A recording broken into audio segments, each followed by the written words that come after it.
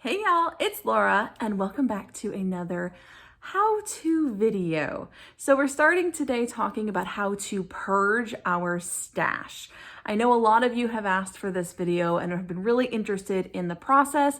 How do you know when to purge, what to purge, and where do you even get started? We're going to dive into that today, and then I'm going to give you some examples. I'm going to show you how I'm planning on purging my own stash and kind of run through a couple of sets of products so that you can see what my process is. So let's dive in. Now let's start with, when do you purge? For me, I have 4 qualifying factors to decide when it's time to purge.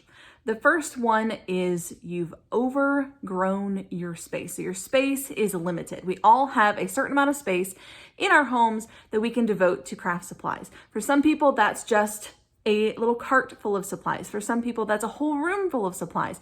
Whatever your limited space is, you need to be respectful of that space and you need to keep your supplies fitting into that space. And when you find yourself starting to overflow the allotted space, it's probably time to purge. Another qualifying factor is how old your stash is.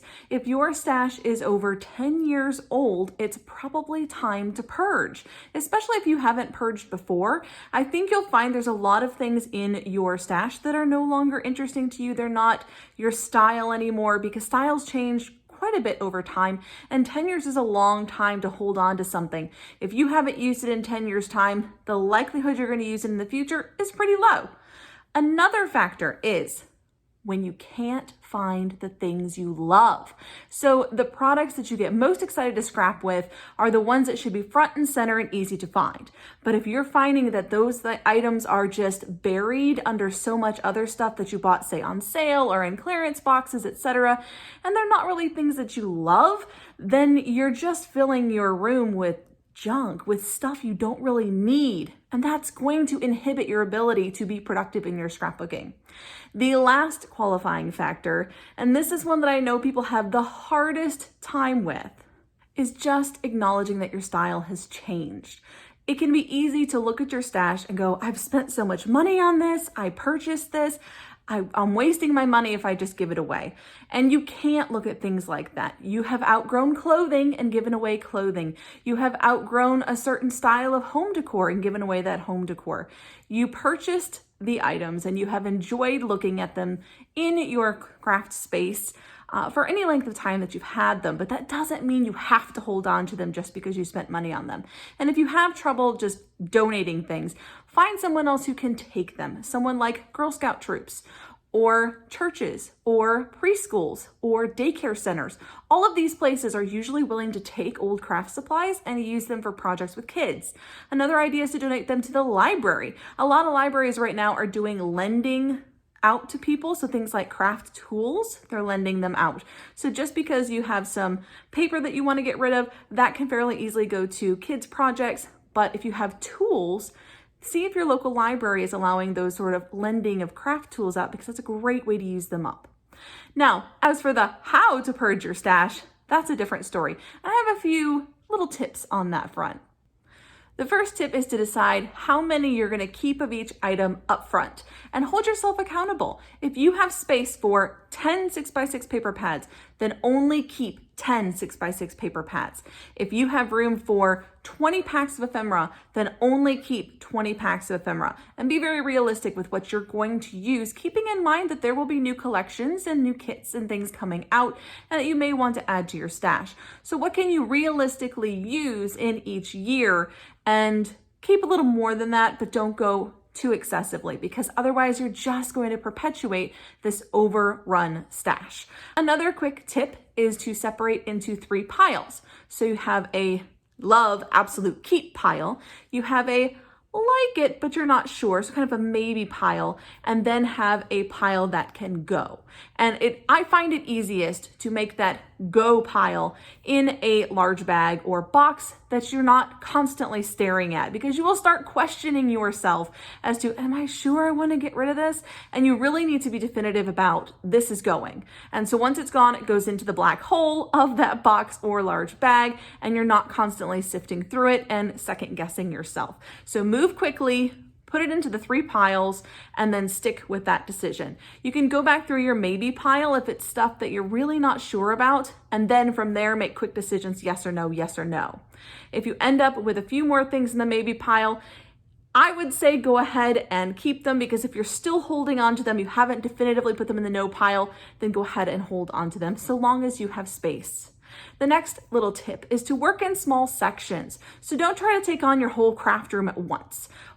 I have found through experience that tearing apart your whole craft room and trying to make those decisions on a larger scale can be extremely overwhelming and will inhibit your desire to finish the project. So instead, one day, pull out a small section. Go through your wood veneer, for example, in one day. A little later on, tackle your paper.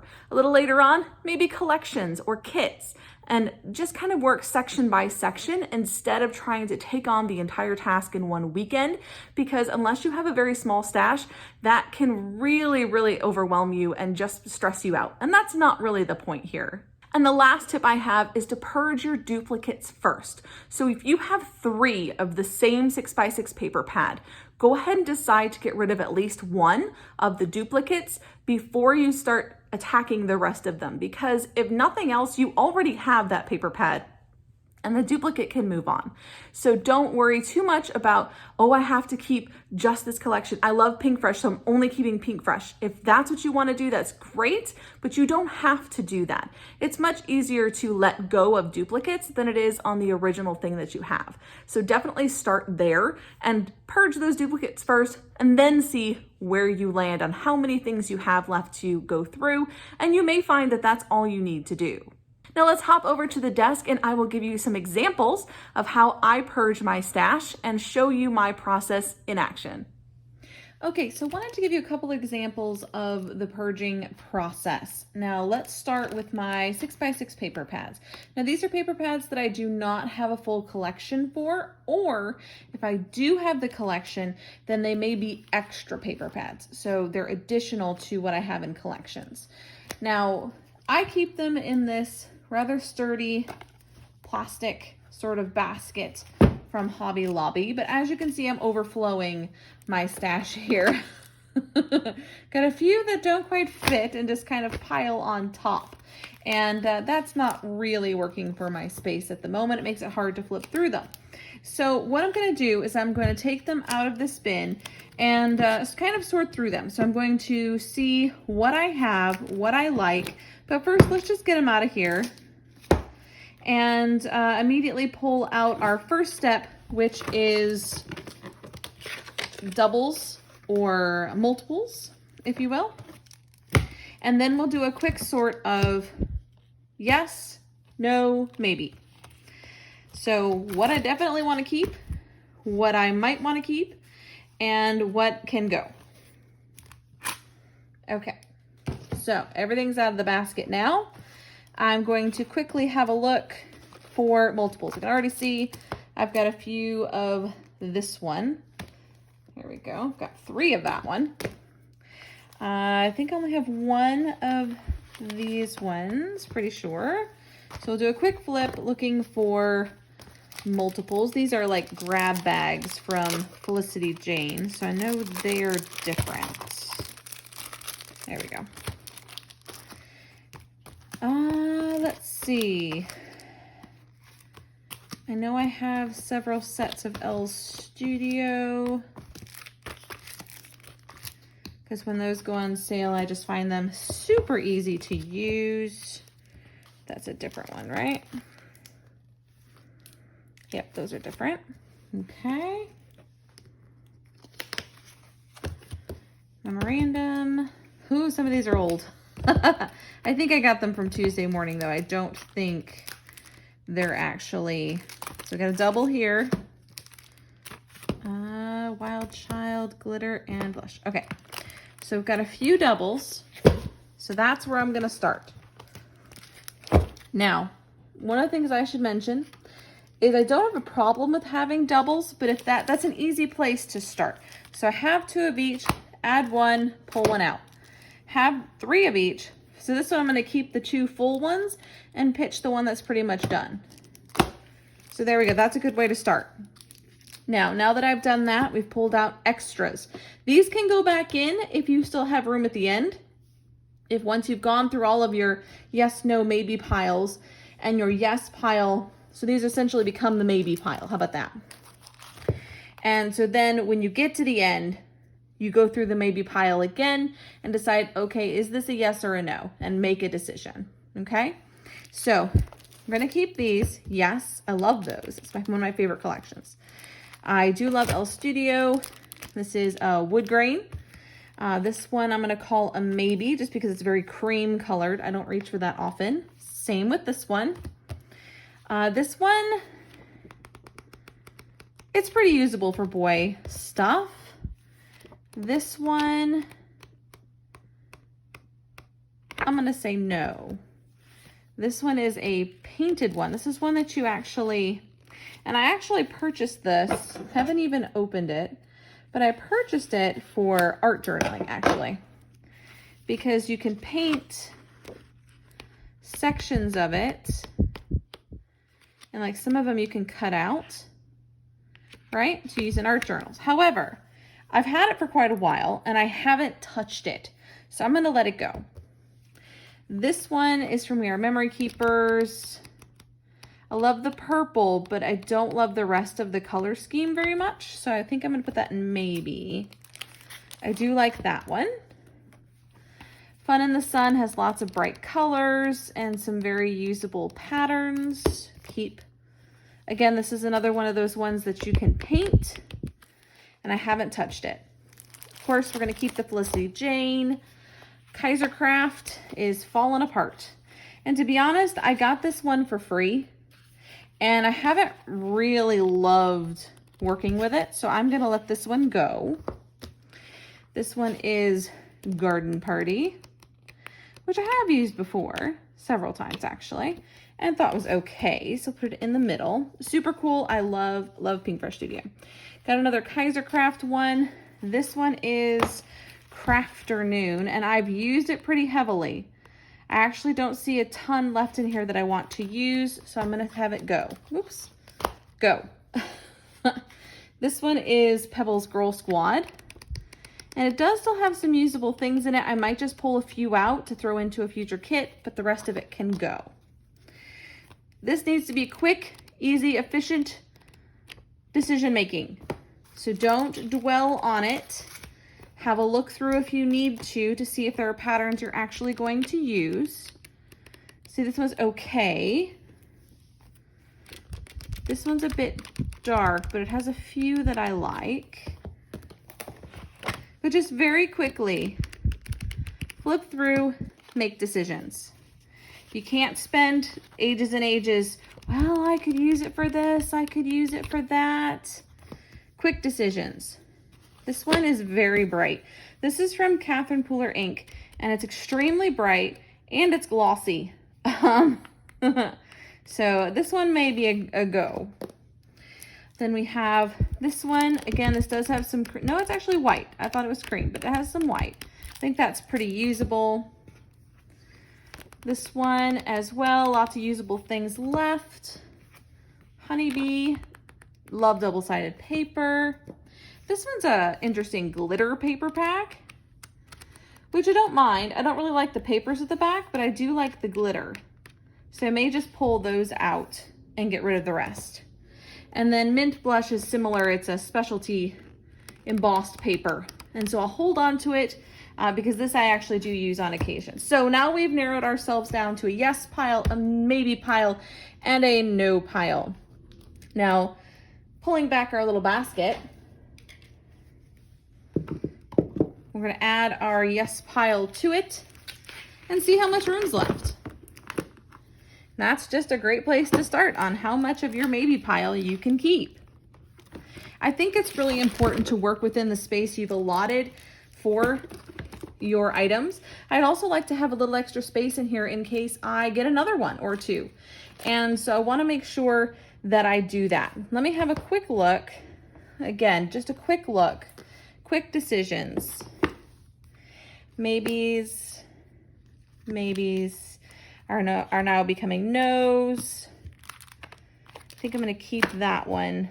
I'm gonna let go of this one because I know that the patterns in here are not ones I'm super excited to use, obviously, because I've destroyed it otherwise, so it can go. Then I'm gonna add this one back in, and I'm gonna say yes to this one. This one actually reminds me a little bit of the Moonstruck collection, but not entirely. It's a little bit warmer, but that still leaves me a little bit of room for the future to grow if necessary. And these are not getting used. That's just where we stand right now. These aren't getting used. They're just sitting in my stash, taking up space, or some of them have been so heavily used, there's not much left for me to do with them. So what I will probably do with these is some of them I will pass on. If they're full, whole ones, I'll probably pass them on to a friend. But if there's just a few papers that I might like, I'm gonna pull them out and put them here in the front and endeavor to include them in future kits so they're getting used right away. But that is how I am now purged and cleaned up my 6x6 paper pad collection. Now let's move on to journaling cards. Okay, so this is my single journaling cards storage. Now I do have some collections, some kit, collection kit type things that I keep together, but these are all the single cards. A lot of these came in kits or with albums, things like that. And as you can see, this container from Hobby Lobby is quite full. Actually, it's from Michael's, is quite full. So I'm gonna go ahead and pull everything out just like before. We'll have a look and see what I've got. So I've got a few different kinds of things here. These are actually cardstock in, what size is this? 4.5 by 5.5. I think I was using this to map photos at one time. But I haven't even opened that one. So we might let those go.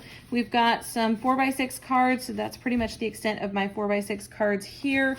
I have a few of these like bookmark sized ones from a couple of kit clubs. And then of course we have my 3x4 cards. So I'm going to quickly off camera flip through these 4 doubles and pull them out to show you, because I think there's actually quite a few kits in here that may have doubles. So I'm gonna go ahead and do that quickly because it will take some time. And then we'll do just a quick look through of keep, maybe, get rid of, and just try to make it a really fast process. I am going to go ahead and pull these out and give them to a friend. So that will leave a little bit of space, but I'd prefer to have plenty of room to flip through. So we definitely need to clean out this stash. Okay, so I actually didn't find any doubles, so I must have already done this at some point in the past. That wouldn't surprise me. I do have to clean out my journaling cards fairly often. So what we're gonna do is just very quickly kind of glance through these. Now these are all one-sided, so that'll make them pretty quick. How I want to do this, so we're gonna do yes, maybe, no. So the ones that I'm thinking, oh, well, I could cut this section off and lose the cactus, I'll put in maybe. The ones that just really don't appeal to me, I'll put in no. I do like these journaling spot ones. They're kind of cute, so are these. So most of those are nice. I actually use those more often in my Traveler's notebook than anywhere else. Okay, Fiesta. Don't love that one. This one's okay. Strawberries. That's fine. And just trying to just make this a very quick process, guys. It doesn't need to be a whole thing, right? It doesn't need to be a whole conundrum for every single card. And this really shouldn't take you that long. Now, once you get to these double-sided ones, it can be a little bit tricky, just because you have to flip it, right? So it's gonna take you a little bit longer, but make quick decisions. You want fast decisions. If you like one side better than the other, flip it over. If you have 2 of the same, like some of these are scrap paper actually, and if you don't like what's on it, get rid of it. Make it go, make it work for you. But don't stress yourself out. Make it a very quick, simple process of, do I like this? Yes or no. If you're not sure, throw it in a maybe. Don't sit there and belabor it. Do I like this? Am I sure that I like this? Then, maybe throw it in the maybe pile. That way you can make your process pretty quick and easy. And then when you're ready to double check the maybe pile, you can.